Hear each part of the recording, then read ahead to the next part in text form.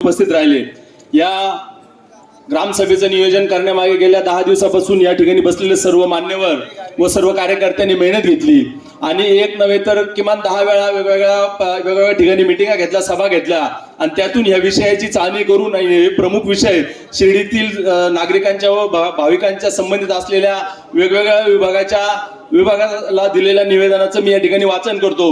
विषय क्रमांक 1, साईबाबा संस्थांच्या मुख्य कार्यकारी अधिकारी साहेबांना या ग्रामसभेतून आव्हान आणि विनंती आहे की साईबाबा समाधी मंदिर दर्शनासाठी येत असलेल्या सर्व भाविकांसाठी मंदिर परिसरात सर्रासपणे फिरणारे, भक्तांची पिळवणूक करणारे, गंधटिळे, भिकारी तसेच फोटोवाले व इतर सर्व प्रकारचे एजंट जे मंदिर परिसरामध्ये फिरतात त्यांच्यावर सतत कठोर कारवाई करून पोलीस प्रशासनाच्या हवाली त्यांना करण्यात यावं। त्यानंतर श्री साईबाबाच्या दर्शनासाठी येणारे भक्तांना दर्शन रांगेतच मोफत दर्शन जेवण पासची व्यवस्था करण्यात यावी, ती साईबाबा संस्थांनी केलेली आहे, परंतु त्याच्यामध्ये काही बदल होणं गरजेचं आहे। आमची मंडळी येऊन तुम्हाला भेटून त्या सूचना करतील, त्याचं आपण पालन करावं। त्यानंतर नाश्ता पाकिट हे जे 2.5 रुपयाला 3 रुपयाला आहे ते 20 रुपये करावं, त्याचा दर्जा चांगला उत्तम प्रकारे असावा, ते मोफत मिळेल अशा दरामध्ये देऊ नये। त्यानंतर मंदिर परिसरात असलेल्या पोलीस स्टेशन आणि विशेष अधिकारी देऊन भक्तांची सुरक्षितता कशी करता येईल यावर सूचना करण्यात याव्यात।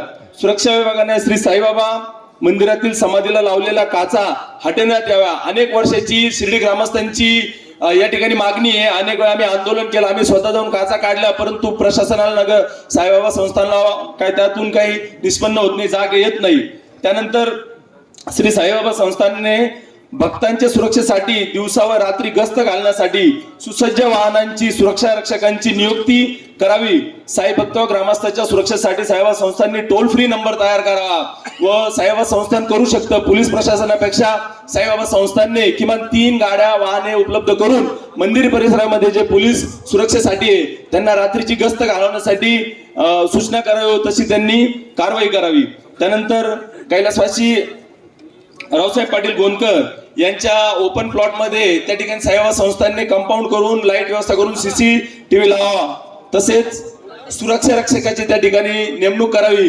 कारण काही दिवसापूर्वी संजय आप्पा शिंदे यांनी तिथलं एक बातमीमध्ये दाखवलं होतं की कसे बोगस लोक तिथं जाऊन वेगवेगळ्या प्रकारचे नशापाणी करतात आणि हेच गुन्हेगारी कृत्य करतात, त्यामुळे हे खरं होणं गरजेचं आहे। मंदिर परिसरात फिरणाऱ्या बाल व्यावसायिक पूर्णपणे बंद करून जे बालक आपण त्या ठिकाणी धरतो त्या बालकांच्या पालकांवरती, त्यांच्या आईबापांवरती मोठ्या प्रमाणात गुन्हे दाखल करावे, जेणेकरून ही लोक परत येणार नाही आणि त्यांना रिमांड होण्याआधी त्यांची रवानगी करावी। त्यानंतर श्री साईबाबा शैक्षणिक संकुल या ठिकाणी खूप टार्गेट मुलांचे काय म्हणतात धूम स्टाईलनी मोटरसायकली फिरणे किंवा विनाकारण त्या परिसरामध्ये जाणे यामुळे आपल्या घरातील मुली विद्यार्थिनी असुरक्षित फील करतात, त्यामुळं त्या ठिकाणी मोठ्या प्रमाणात सुरक्षा व्यवस्था लावून आणि त्यांना पायबंद घालावा। यानंतर शिर्डी नगर परिषदेचे मुख्य अधिकारी साहेब यांना शिर्डी या ग्रामसभेच्या माध्यमातून काही सूचना व आव्हान आहे, याची आपण कारवाई करावी।